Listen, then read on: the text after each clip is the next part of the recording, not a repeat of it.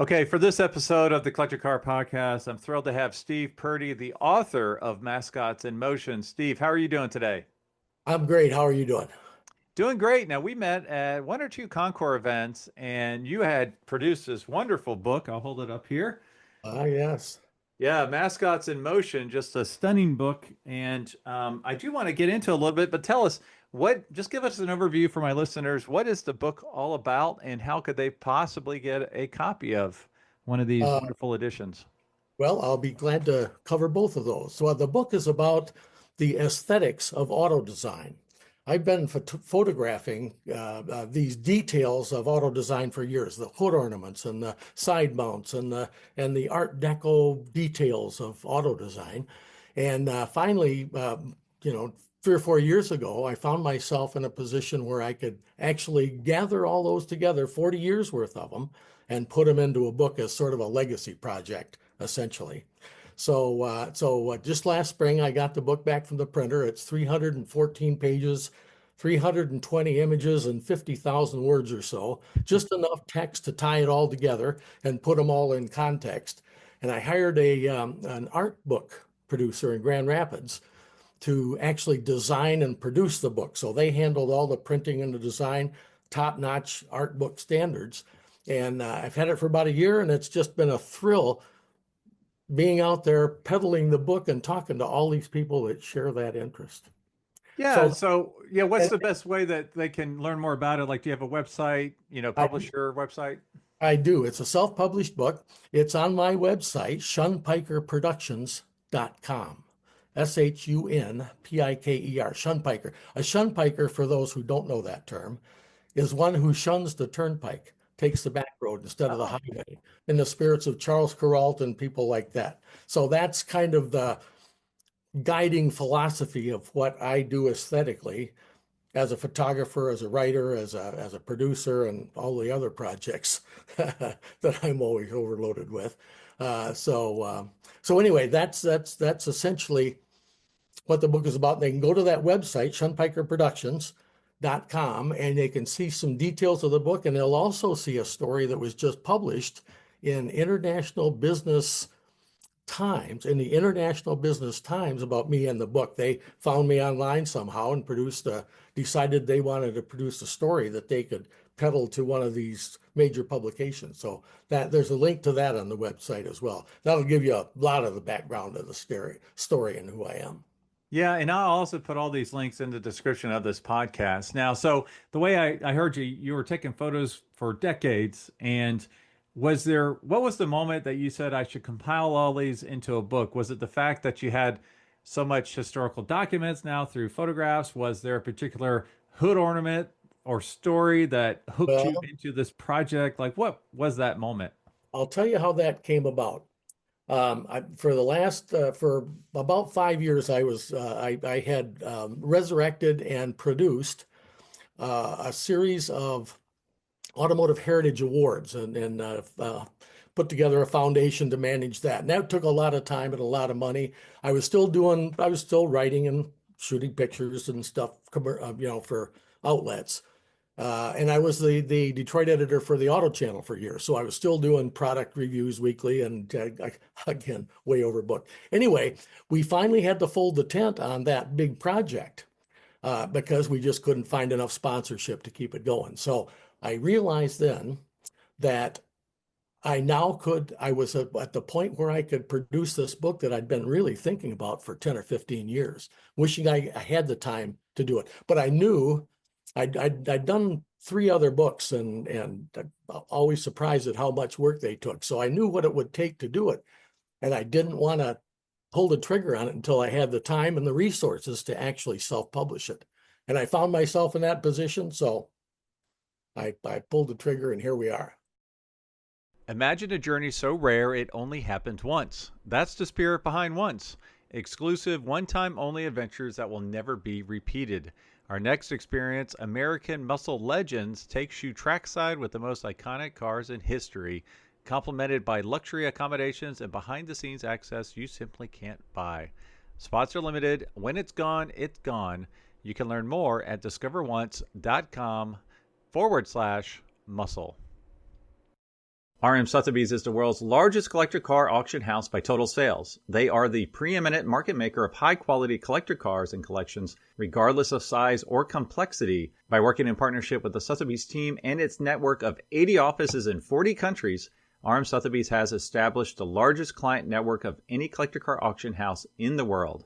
Join the RM Sotheby's family by connecting with one of their car specialists at rmsotheby's.com or contact me directly at gstanley@rmsotheby's.com.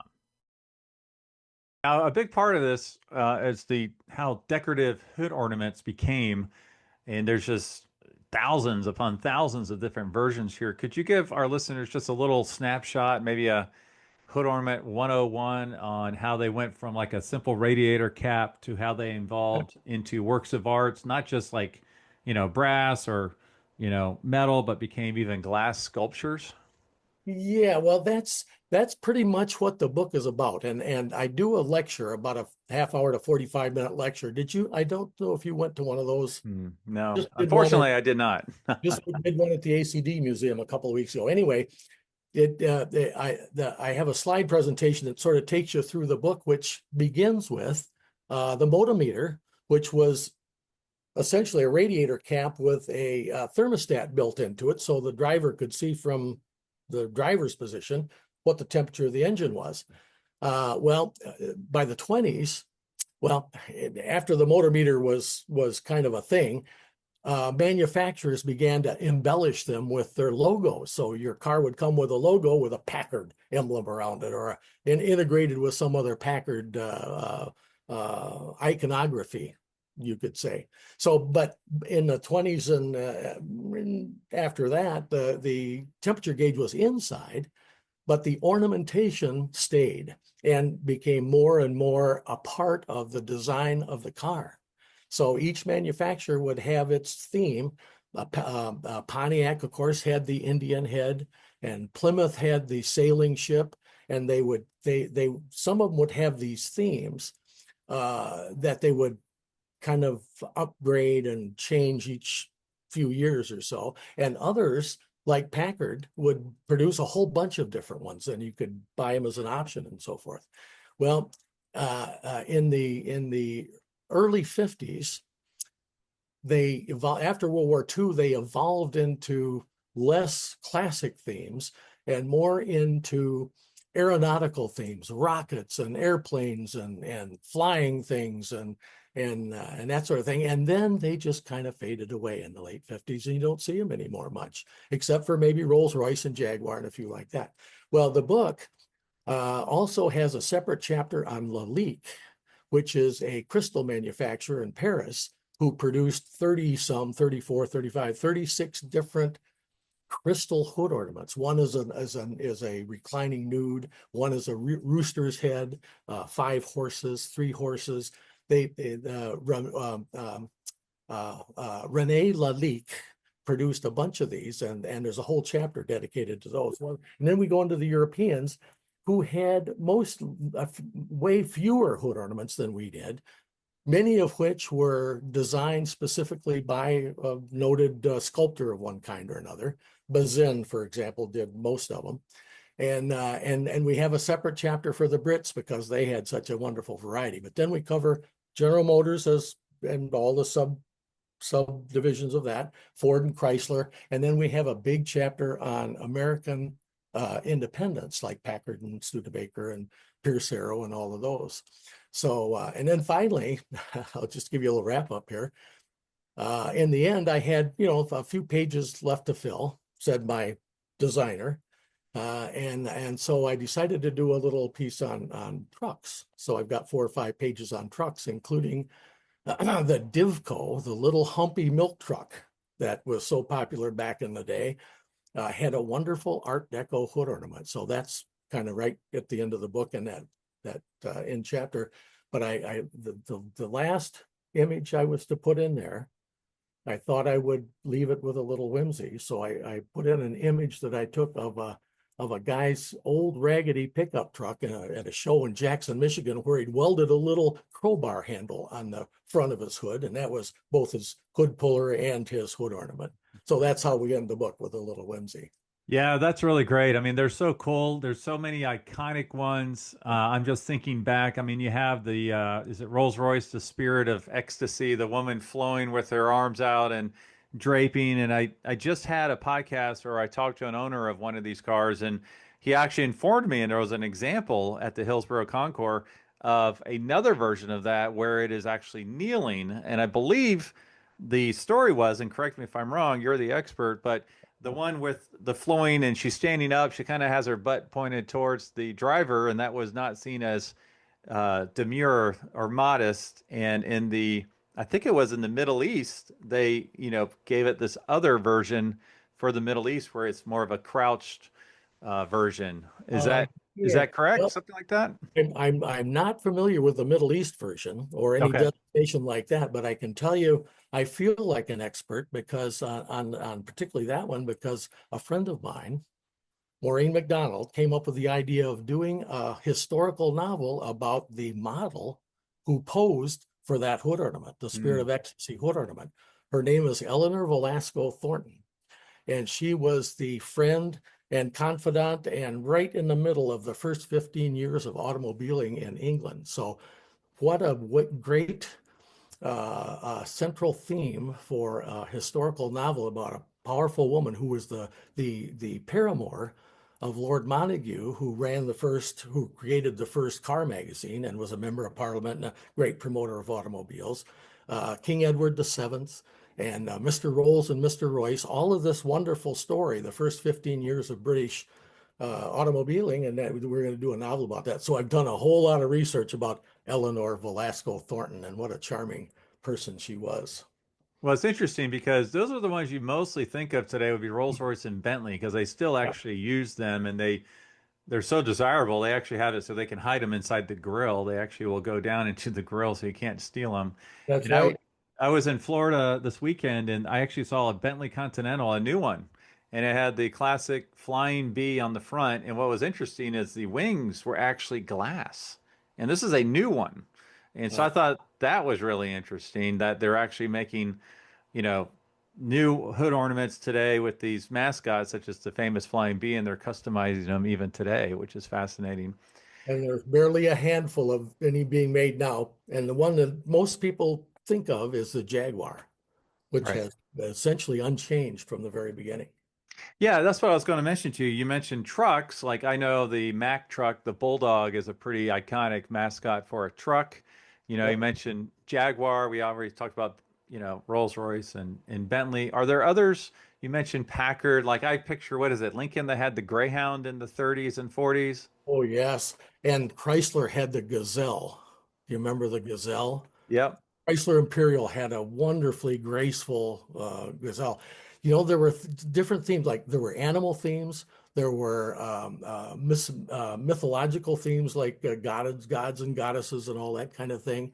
There was a theme for raptors.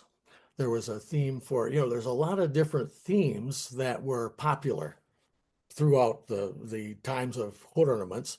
And some companies, as I mentioned before, like Plymouth and Pontiac, stuck to the same basic theme, but had a lot of versions of it. Others, yeah, and I'm thinking of Packard because they had so many different ones. As you well know, you're a Packard aficionado. There's the one version of the Cormorant in the book that has what appears to be feathers coming out its back end and flowing along the hood for about a foot. And Wow. you'll see that in the Packard chapter in the book. And what happened was the largest Packard dealer in California decided that ought to be a radio antenna. So he created this. He engineered it and produced it for his Packard customers in California. Now that's a real uh, collector's item. I don't know. They may reproduce those. Somebody may reproduce those today. I don't know, but you see them very rarely. But they're pretty cool. Your car deserves the best. That's why my Pontiac GTO and Porsche Boxster S are wrapped in California car covers. Since 1989, they've been family owned and focused on quality, offering more than 100,000 patterns plus fully custom options. Protect your passion with California Car Cover, the world's softest custom fit covers, Learn more at calcarcover.com.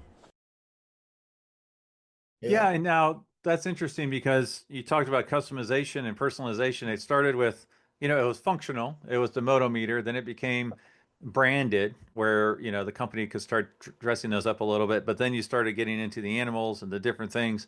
Yep. And it sounded like it became, personalize your car by buying a custom hood ornament, correct? Yeah, that's true. And in England particularly, I've seen, as I was doing the research on this Eleanor Thornton book, I found catalogs, 100 pages of, thousands of different hood ornaments that you could just buy aftermarket.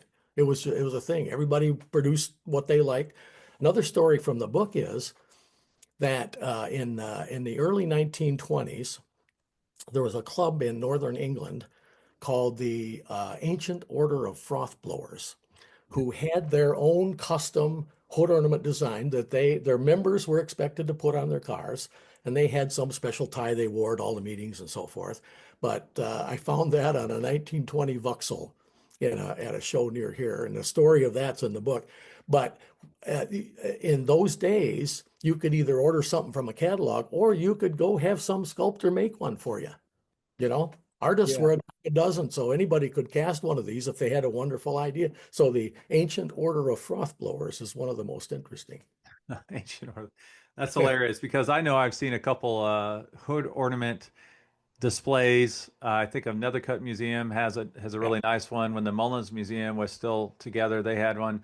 And you just walk through and you might see 10 versions of, the Lincoln Greyhound, but then you'll also see, airplanes, and I think I even saw a hobo one time as a hood ornament, like some really weird stuff, right? Yeah. There was one called Old Bill that was a World War I soldier that was real popular. It was aftermarket, but it was so popular that that there's still some of them around.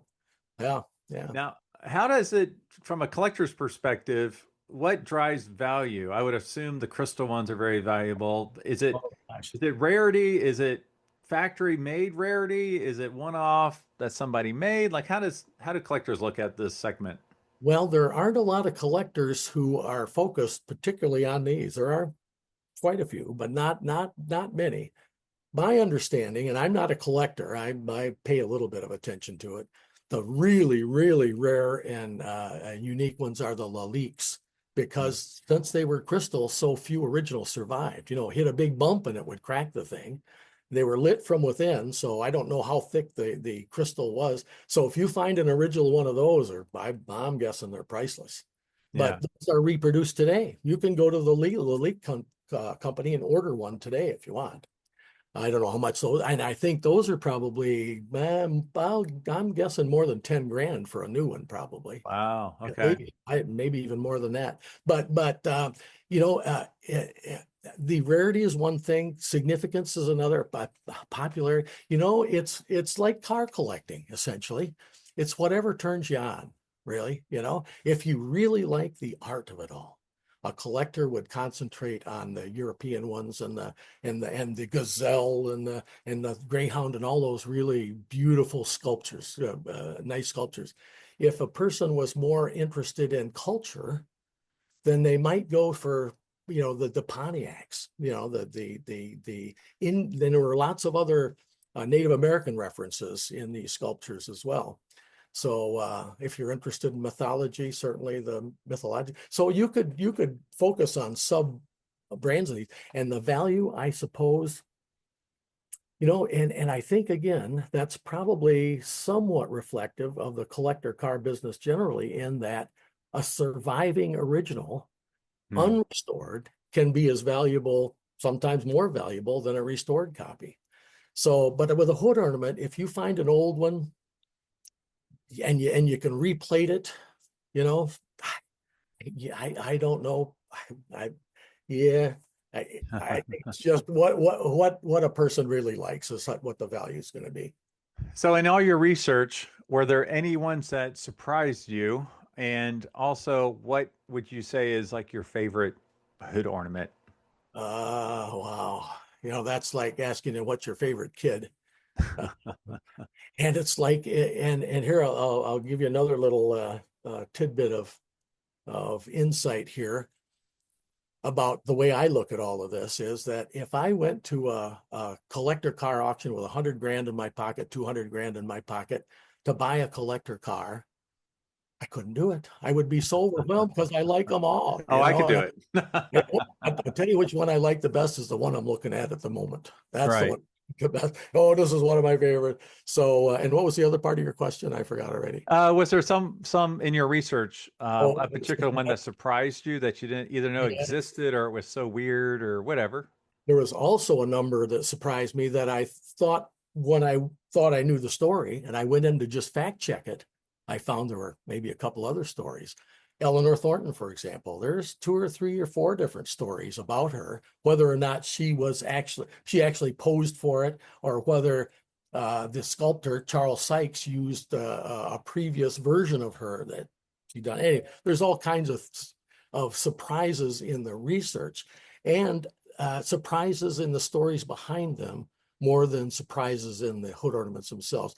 Although I go to a concours today and I'll still see ones I've never heard of or never seen before. So Right. yeah, there's always surprises that pop up, and there were a lot of them in this book. So So if you could design a modern mascot today for a contemporary car brand, what would oh, what might it look like? That seems to be pretty tough to do based on how sleek and smooth everything is, you know? oh yeah, I don't. Uh, I think, boy, that's a good question. I would say, from an aesthetic point of view, I'd try to reflect.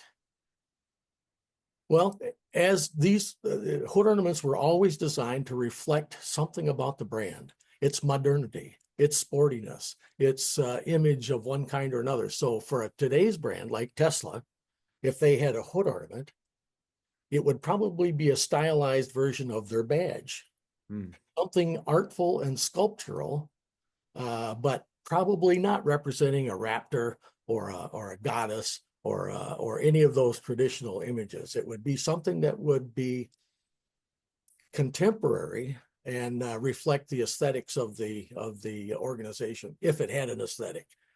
Most Yeah, it don't. is very Anyway, yeah, it's interesting because, I think, I don't know, Mercedes, they might still have them on some cars. In the past, if it had a hood ornament, like in the 80s and 90s and 2000s, it was more of the luxurious version of the car. If it was not a hood ornament, but, a regular hood, I don't know what you call it, logo on the nose of the car where it was yeah, flush, that meant it was a sports car. yeah, So it's interesting how those have transitioned. I know BMW recently redid their logo on the nose of their cars quite a bit to reflect more of their aeronautical heritage and yeah. added some colors in there. So just really fascinating. So if someone wanted to dig more into this, obviously go buy your book. But are there other ways you would recommend it? I mean, hit car shows, hit swap meets. What would you recommend?